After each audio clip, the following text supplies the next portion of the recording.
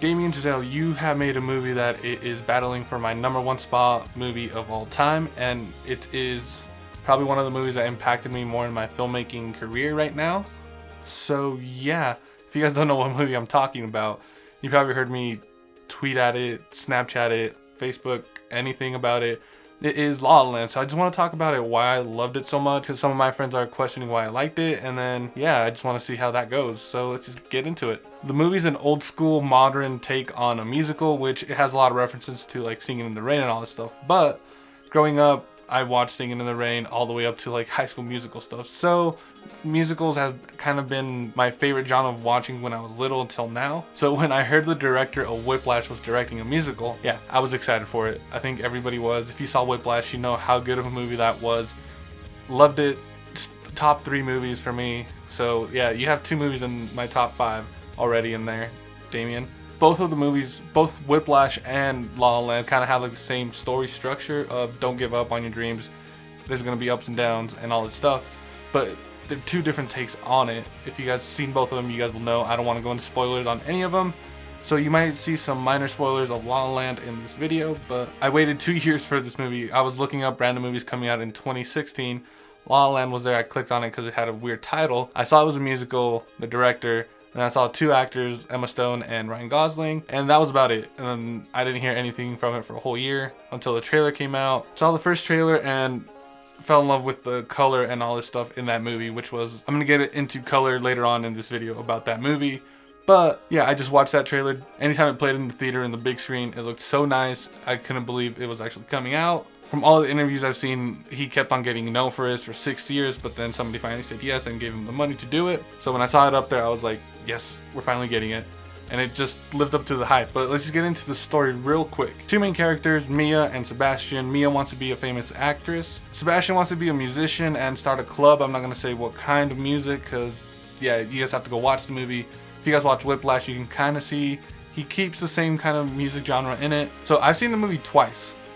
First time when our theater had it the first night, I went the first showing. There was a blizzard and they said just stay home, don't go out if you need to. I just went, saw the movie with 2 of my cousins, fell in love with it. As a musical, the opener killed it for me. I was just like, okay, cool, I know what I'm into. It's a full-on musical, and love the one takes they try to do with it. So I was like talking about it with all my friends to go see it, that I loved it, I want to go see it again. I bought the soundtrack and all this stuff. But I went to go see it again last night, and oh my god, it's a completely different movie seeing it the second time after like the hype eyes that I call from a movie, and I actually got to see how it was, like how the plot was going and everything.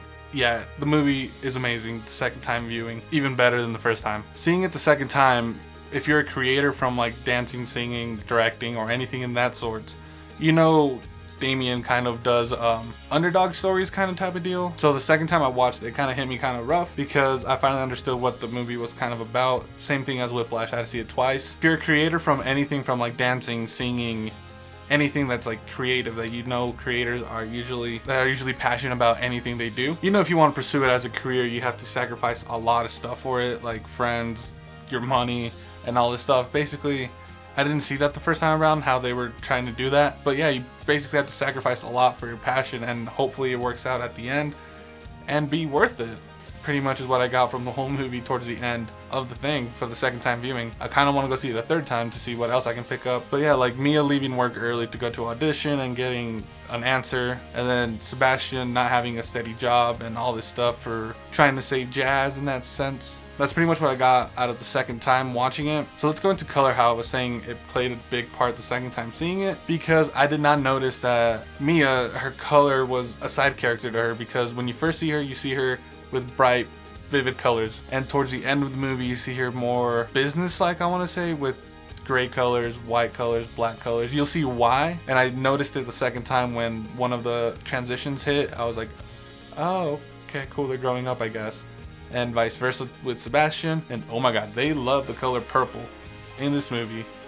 But yeah, the sunsets and all this stuff in this movie look amazing. The second time, even better. I'm keep on gonna say second time because yeah, it just got better the second time. Okay, the music and the directing in this movie. Okay, so musicals, from what I remember from Singing in the Rain and all that stuff, haven't seen the old ones in a while. they were one takes. I love one takes. If you guys know Birdman, love that movie. If you know Reverend, love that movie. Same director for both of those movies. Yeah, loved one takes. But the reason why I love one takes in musicals is because in music videos they do cuts on every beat, on the beat every time, and it's just annoying because you can't see what's going around. But here it just flows through the whole thing. The opener, like I said, it just flowed so easily. You see everybody breaking apart, you see them go and dance to their cue and everything. It doesn't cut to the action, it just stays there. Camera follows one person, you see everything happening at once without getting cut, which I love. I know it takes a while for that to get done, but oh man, it looks so nice if you get it right. And yes, I am a fanboy of La La Land, if you guys can't tell by now, or musicals in general. Yeah, it was so seamless where it was like fantasized and then it went to reality. It just went so seamless. The only con that I have from this movie is the song, the big song that they have with John Legend. It just felt like it was out of place for me. Anytime I listen to it on the soundtrack, I skip it, or unless I'm really feeling it, I'll listen to it. One of my favorite things that Damien said about it was the reason they did the opener was so people know what they were getting themselves into, so if they didn't like the opening, they can just leave and go watch a different movie or get their money back. So the soundtrack, I've been listening to that soundtrack since the first day I saw the movie, nonstop, and what I've noticed from the soundtrack is I'll listen to it, and there's one song that I would want to listen to it for like 2-3 times. Then I'll finish the album, and the songs are different every time. It would be from the opener, from City of Stars all the way to A Lovely Night, which is probably my favorite music bit in there. But I didn't notice until watching it the second time is they use 3 of the same songs over and over and over again for key points in the movie, but they sound different, but they have a similar melody and all that stuff. I didn't notice that, and I was like, oh, okay, cool, you're thinking about Sebastian, cool, you're thinking about me. I didn't notice that. But yeah, anytime I listen to the album, there's a new favorite song, and I want to listen to it over and over again, but I don't want to annoy people in my house or at work. Whew. But the ending of this movie was probably one of the hardest things to get. Kind of hit me in the gut. I kind of cried a little, I'm not gonna lie. That's all I'm gonna say. It's even my wallpaper back there. Yeah, I'm obsessed with it. I bought the vinyl, getting it soon because they were on back order. But yeah, I don't know. I want to go into spoilers, but I don't want to spoil this movie. Music's awesome. Directing and all that stuff was awesome. Lighting was amazing.